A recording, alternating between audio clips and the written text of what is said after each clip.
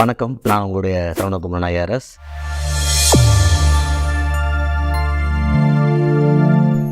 SLT நேயர்களுக்கு அன்பு வணக்கம். நம்மோடு சரவணகுமரன் ஐஆர்எஸ் இணைந்திருக்காங்க. சார் வணக்கம். வணக்கம், நன்றி. கால ஓட்டத்தில் இன்னைக்கு ரொம்ப முக்கியமான விஷயம் பெண் தேடுதல். அதுலேயும் ஃப்ளக்ஸ் வச்சு பெண் தேடுற மாதிரி போயிடுச்சு சார். ஏன் அப்படி வருது? நான் இப்போ சமீபத்தில் ஆந்திராவில் பார்த்தேன். அதாவது நானும் செய்தியில் பார்த்தேன். நம்ம ஏற்கனவே நம்மளுடைய எஸ்எல்ஜி வழியாகவும் நம்ம ஒரு இது பண்ணியிருந்தோம். அதாவது செட்டில் ஆனால் தான் கல்யாணம் அப்படின்னு ஒரு இளைஞர்கள் நிறைய பேர் இது வேலை கிடைச்சாதான் கல்யாணம், இப்படி போனால் இவ்வளோ சம்பளம் வாங்கினா தான் கல்யாணம், இவ்வளோலாம் பேசிக்காக பண்ணாட்டா எப்படி கல்யாணம் பண்ணுறது அப்படின்னு யோசிச்சுக்கிறாங்க.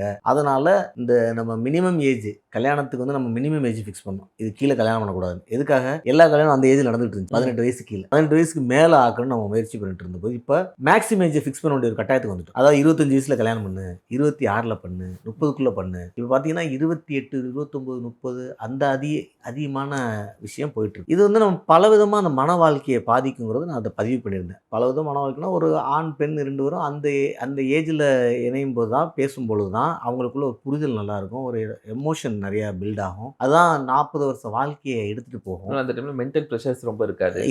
இல்லை மைண்டும் கொஞ்சம் ஒரு எனர்ஜெட்டிக்காக இருக்கிற பீரியடு தானே. ரொமான்ஸுங்கிறத நீங்கள் அந்த ஏஜில் தானங்க பண்ண முடியும். 35 வயசில் என்ன ரொமான்ஸ் பண்ணி அந்த மாதிரியான அந்த ஏஜில் பில்ட் பண்ணுற எமோஷன் தான் ஒரு பாசிபிலிட்டி. 60 வயசு வரைக்கும் 60 வருஷம் கூட எடுத்துகிட்டு போகக்கூடிய ஒரு சப்போர்ட் இருக்கிற விஷயம். ரெண்டாவது, அந்த நேரத்தில் பிறக்கிற குழந்தைகள் மருத்துவ ரீதியாக ரொம்ப ஹெல்த்தி. எப்பயுமே குழந்தைங்க ஏர்லியாக பிறந்துடணும். ஏன்னா பெண்களுக்கும் குழந்தை பிறக்கிற வாய்ப்பு குறைஞ்சிட்டே போகுது, ஃபெக்குண்டிட்டின்னு சொல்லுவோம். இதெல்லாம் வச்சு நம்ம அந்த இது போட்டிருந்தோம். நிறைய வியூஸு, நிறைய கமெண்ட்ஸ், நிறைய இது இருந்தது. அந்த இதுலேயுமே நிறைய கமெண்ட் என்னென்னா, நீங்கள் கேட்ட கேள்வி தான், நான் ரெடியாக இருக்கேன் கல்யாணம் பண்ணுறது, பொண்ணு இல்லை அப்படின்னு. ஆமாம். இது அந்த ஆந்திராவுக்கு எப்படி எக்ஸ்பிரஷன் இருக்குன்னா, ஒரு பர்டிகுலர் ஏரியாவில் இந்த மாதிரியான ஒரு விஷயம் நடந்திருக்கலாம். இது இப்போ 90s கிட்ஸ்க்கு 2000 கிட்ஸ்க்குன்னு ஒரு ப்ராப்ளம் இருக்குது. எப்படின்னா 2K கிட்ஸ் ஈஸியாக கல்யாணம் பண்ணிடுறாங்க, 90s கிட்ஸ் தான் கல்யாணம் அவங்க மிஸ் பண்ணிடுறாங்க பஸ்ஸை. இப்போ 90s கிட்ஸ் மிஸ் பண்ணிட்டு இருக்கும்போது, அதாவது 25 வயசில் கல்யாணம் பண்ணிருக்கணும், மிஸ் பண்ணி 32 போயிட்டு இருக்கும்போது இந்த 2K கிட் 25 வயசில் வரான்ல, இப்போ அந்த 25 வயசில் இருக்க பொண்ணே கல்யாணம் பண்ணிக்கிறான். ஆமாம்.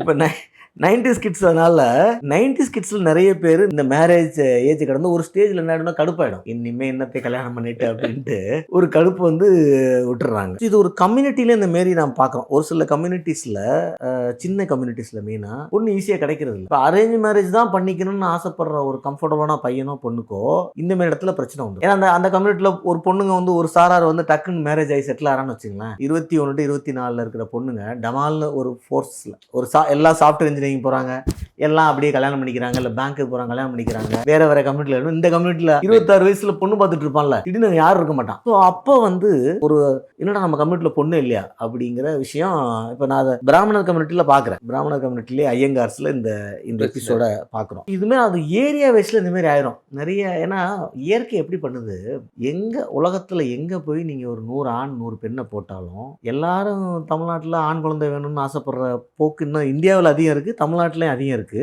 உலகத்தில் வேறு எங்கேயும் இல்லை. மற்ற இடங்கள்லாம் மாறிடுச்சு. இங்கே என்ன நம்ம இதில் வச்சுட்டு இருக்கோம், ஆண் குழந்தை பெண் குழந்தைன்ட்டு. அப்படி என்னதான் ஆசைப்பட்டாலும் அந்த ரேஷியோ நீங்கள் எவ்வளோ ட்விஸ்ட் பண்ண முடியுதுன்னா 55-45. 100 குழந்தை பிறக்குதுன்னா 55 ஆண் குழந்தை, 45 பெண் குழந்தை. இவ்வளோதான் நீங்கள் ஒரு 100 வருஷமாக போட்டு கல்ச்சருங்கிற பேரில் ட்விஸ்ட் பண்ணால் கூட வரக்கூடிய விஷயம். ஆனால் இறைவனோட விஷயம் 51-49. அதாவது ஒரு பெண் 1% கூட பிறக்குது. இதுதான் நம்ம டிவைன்னு சொல்கிறோம். ஏன்னா இந்த ஸ்டாட்டிஸ்டிக்ஸ் நம்ம பார்க்குறோம். அந்த ஸ்டாட்டிஸ்டிக்ஸ் பின்னாடி மெக்கானிசம் எப்படி இருக்கு, 100 கப்பலுக்கு பின்னாடி இருக்கு. 100 கப்பலோட வாழ்க்கையில் இருக்கிற அவங்களுக்குள்ள இருக்கிற உறவுல பிறக்க போற குழந்தை, 100 குழந்தை பிறக்க போற குழந்தை இந்த ரேஷியோல எப்படி பிறக்குது, கன்சிஸ்டண்டா எவ்ரி இயர், எவ்ரி 100 இயர்ஸ். இதுதான் ரேஷியோ. இப்போ இப்படி எப்படி கடவுளுக்கு தெரியுது? ஏன் 100 பேத்துக்கு 100 ஆண் குழந்தைய ஒரு இடத்துல பிறக்கக்கூடாது, ஏன் 100 பேத்துக்கு 100 பெண் குழந்தைய பிறக்கக்கூடாது? இங்கே தான் டிவினிட்டின்னு ஒரு கான்செப்டை நம்ம நம்பணும். அது எங்கேருந்து புரிஞ்சுக்கணும்? ஸ்டாட்டிஸ்டிக்ஸ்லேருந்து புரிஞ்சுக்கிறோம்.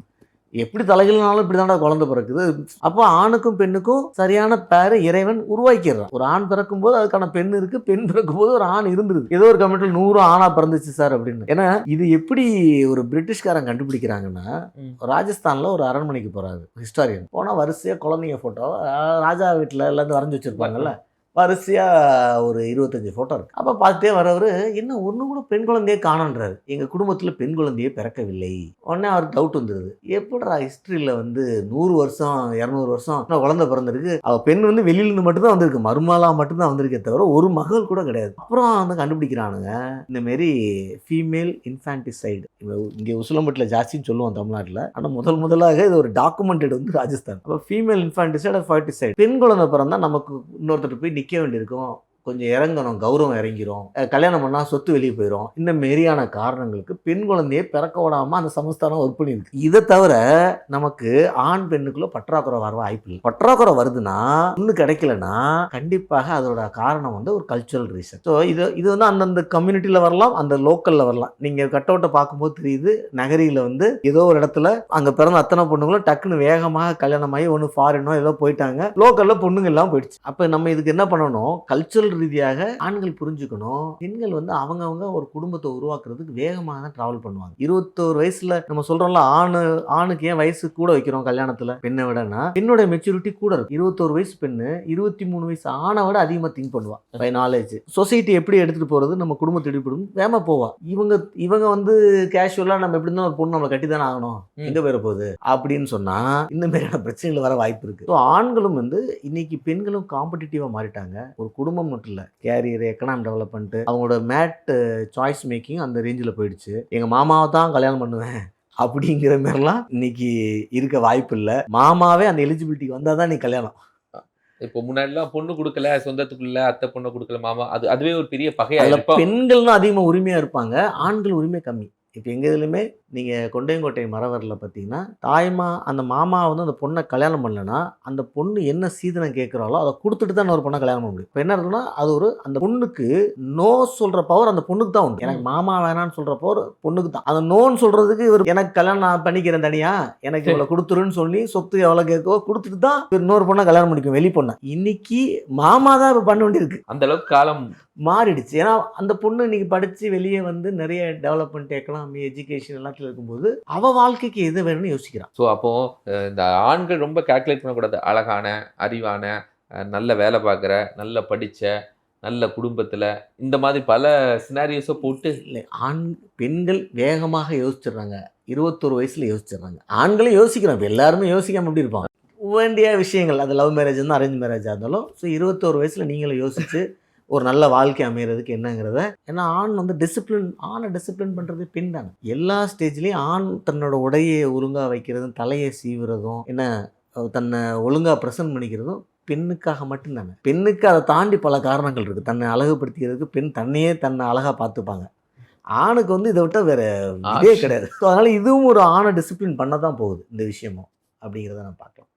நன்றி சார்.